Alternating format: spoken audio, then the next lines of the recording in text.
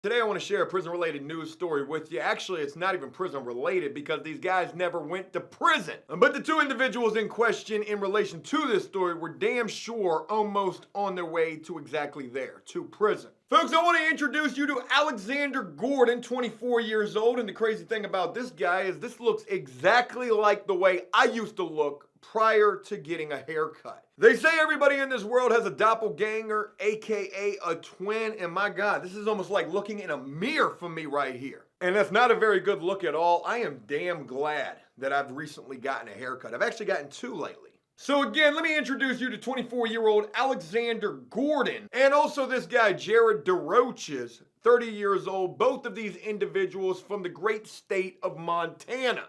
And I don't know a damn thing about the state of Montana except for the fact that TV show Yellowstone, damn good show if you've never seen it. That TV show actually takes place in Montana. But these two individuals were just recently pulled over and arrested, and folks, what they found when they pulled these two individuals over is absolutely crazy. Two Montana men caught with 900 pounds of the devil's lettuce with an estimated street value of $4.2 million.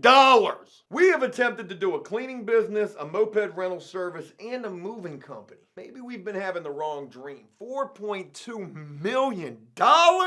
Now, I'm not exactly sure what the laws are in the state of Montana in relation to the devil's lettuce, but with the fact that the story headline says that two men were arrested with 900 pounds of marijuana with a street value of $4.2 million, I'm quite sure they don't have the legal devil's lettuce there in that state. But then again, they could, and these guys just got caught with way too much of it. Now, there's a lot of interesting things about this story that I want to share with you guys, and the first being how these two individuals actually got apprehended and caught with this 900 pounds of the ganja. And the story would say that State Trooper Aaron Mahendrahand pulled the two over for a cracked windshield and unsteady driving. Boy, if you're going to be riding around with 900 pounds, you better make sure that them windshields and seatbelts are correct. And you was definitely driving steadily. But then again, that's a lot easier said than done when you know you got 900 pounds up in the whip, in the popo right behind you. Joe, keep the damn car steady. The police are right behind us. Don't you think I see them? I'm trying, boy. I got both hands at 10 and 2. I can't keep it still. We're going to get pulled over. You know, I've been in a situation kind of similar to this, nowhere near the relation of weight that these two individuals were caught with. And I'll share that with you in this video. It's actually a pretty crazy story that I don't think I've ever shared before. But when you hear about these two guys that were driving unsteadily and that being part the reason why they were pulled over, the story would go on to say that these guys weren't just driving any old car or truck. They were driving a truck and pulling behind it a camper. And I don't know if any of you have ever drove a truck with a trailer before, but sometimes it gets a little hairy trying to control that thing. So the cop in this case would end up pulling these two individuals over because of the cracked windshield and because of the unsteady driving. And I'm not exactly sure where this cop was able to get probable cause to search the vehicle unless he smelled something.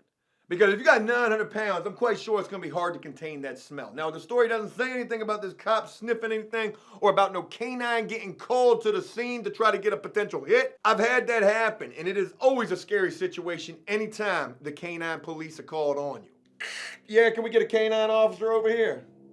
Yeah, get him over here as quick as you can. Get Lassie out here ASAP. Hey, what you mean you getting the canine out here for? There ain't nothing out here. There ain't no need for the canine. Why are you calling Lassie? But whatever it would be, this cop would feel like he had probable cause to not only search the truck, but he searched the camper, and I'm guessing it was inside the camper where he found those 900 pounds. Almost half a ton. A ton's 2,000 pounds.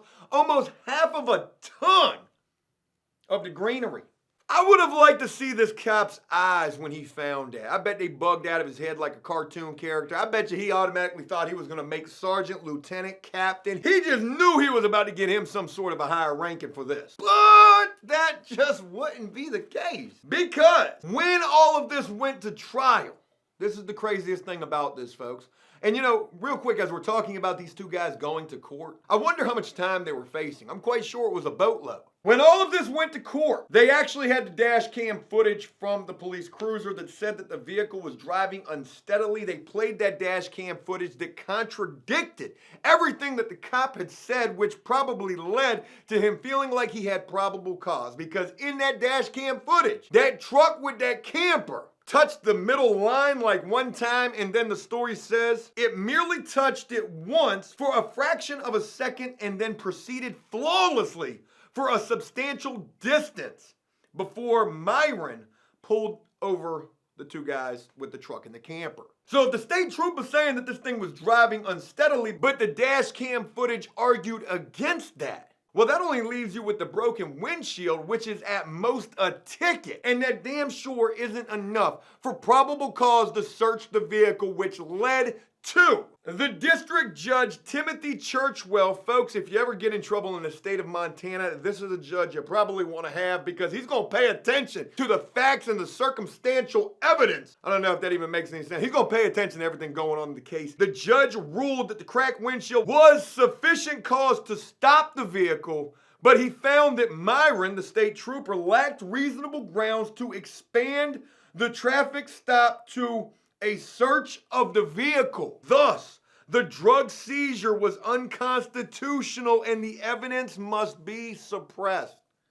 Folks, these two guys, Joe's twin and the other guy, Jared DeRoches, who got caught with almost half a ton of weed, who were potentially facing decades up in prison, got them the ultimate get out of jail free card because of the fact that there was not enough evidence to support probable cause to search the vehicle. All of the drug charges were dismissed. Without that evidence, there was no probable cause to charge the two men, so Churchwell dismissed the charges. Also found in the camper was all sorts of other drug paraphernalia and drug items. And the story would end by saying that the two men were mules being paid $30,000 to move the drugs. How the hell do they know that? And the only logical conclusion I can come to is that these men were already cooperating as soon as they got locked up. Hey, look, I know you caught us with what you caught us with, but it's not mine. We were only paid, and paid very handsomely at that, to be mules. Who you really want is Tekashi 6ix9ine, who's sitting up inside of a New York City jail right now. You want him. You want him. He's the plug. A $10 million record deal for that dude, though? Now, one thing that I really wonder in relation to this story is, if the charges were dismissed, do these guys get all that back? Do they get those 900 pounds back? The $15,000 in cash? The THC waxes? Do they get all of that back? I highly doubt it. So whoever they were muling for and whoever they were already cooperating against, boy, you better run to the wilderness of Montana. You better go living off of the grid. Because if I'm reading this story, just like a lot of other people are reading this story, you better bet that your connect is potentially reading this story as well. How they know that these two dudes were mules for me and that they were being paid $30,000 to make this Amazon 2-day delivery? Oh, they was telling. Hey, let's go lasso these boys up real quick. Very crazy story that I wanted to share with you guys right there. And like I said at the beginning of this video, it reminds me of a time when I found myself in sort of a similar situation, but completely different. And also, like I said, I'm pretty sure that this is a story that I've never shared before. But I'll never forget back in my heyday, back when Joe was just no good, up to no good, and all up in the streets trying to live that thug life of life. And I was partaking in the illegal activities, making the sales out there in the streets, and I would meet a guy who would connect me with a college. And it was a college that was pretty far away. I believe it was hours away from where we were. So I had the product, and this guy had the plug to knowing all the people at the college, or at least, a good majority. He knew like a frat house, something along those lines. And if you know a frat house at a college, boy, you're going to know a whole lot of people. So I'll never forget me and this guy taking a ride with the product. In his vehicle, he had a Chevy S10 or some sort of a small pickup truck that only was like a single cab. So it was me, the product inside of a shoebox, him driving. Now, as we were driving, we were also drinking as well. This is absolutely stupid and wrong and things that you should just never do. But he was drinking way more than I was drinking, and he would end up getting drunk. Plus, he was partaking in some of the product that we were taking with us. So he was all sorts of messed up, and to the point where I would tell this dude, hey, look, you got to pull this vehicle over. I'm going to drive. Now, mind you, I'm quite certain at this time I'm on the run. I've already got warrants out for my arrest. And I definitely ain't got no license. So I definitely shouldn't be driving any type of a vehicle. I should be parked up inside of a jail somewhere, but Joe wasn't trying to turn himself in. I was too gangster for that. So I would end up driving this dude's truck, and we're going down these long back roads all out in the country, and it was getting later at night. There wasn't a whole lot of cars on the road, and usually later at night, the only cars that you're going to see on the road are going to be police. And I'll never forget, as we're going down this long stretch of road, there's a turn from one direction of traffic to the other where you can either bust a U-turn or you can cut across, and sitting right there in that little cut through is a state trooper, just waiting for us to go cruising on by. And we're not speeding. I got my hands at 10 and 2. I'm driving correctly, seatbelt on. And as I passed by this state trooper, he would make that U-turn and end up right behind me. And folks, there is nothing that I can do. I can't pull over because that's going to look suspicious. I've got a shoebox full of the product. We've got an open container, which is like an open case of beer just sitting in the floorboard. This dude is drunk and high at the same damn time, and I'm just driving at 10 and 2. Paying attention to the rear view mirror as much as I'm paying attention to what's right there in front of me. And folks, this state trooper would stay behind us for something like 5 miles. It felt like an eternity. It felt like forever. The chances of me not making a mistake as I'm driving, a little swerve, a little overcorrecting, a little too much over on this side or too much over on that side, the chances of me driving absolutely perfect throughout that course of about 5 miles or the eternity that it felt like were near none. I just knew we were going to get pulled over and Joe was going to have to get to running, because there was no way in hell once I pulled over, I was staying up in that truck. When we got pulled over, because I knew it was bound to happen, Joe was gonna take off. Catch me if you can, and you probably can. Because not only are you probably in better shape than me, you've also got a radio, and I've got no idea where we're at. But folks, I would continue driving for what seemed like forever. And the craziest thing would happen, and that was that this cop never turned on those blue lights, stayed behind us for at least 5 miles. And then eventually would get over, bust a U-turn, and then head back the other way. Folks, I was this close to getting arrested that night. And this officer who was behind us, the state trooper, he was this close to probably making captain, lieutenant, or sergeant at the very least. Crazy how things happen. And you would think that that would be enough of a scare for you to be like, whoa, boy, I got to slow down. I need to go turn myself in. I need to start doing right. I need to fly right. But folks, that wasn't. That was just a normal occurrence right there. That was something that I had gotten used to. For so long, being on the run and doing the wrong thing, driving without a license, you get used to being around the police. And it's crazy how that works when you don't have a license and when you are on the run, that you almost become like a magnet for the police. They always just seem to be around.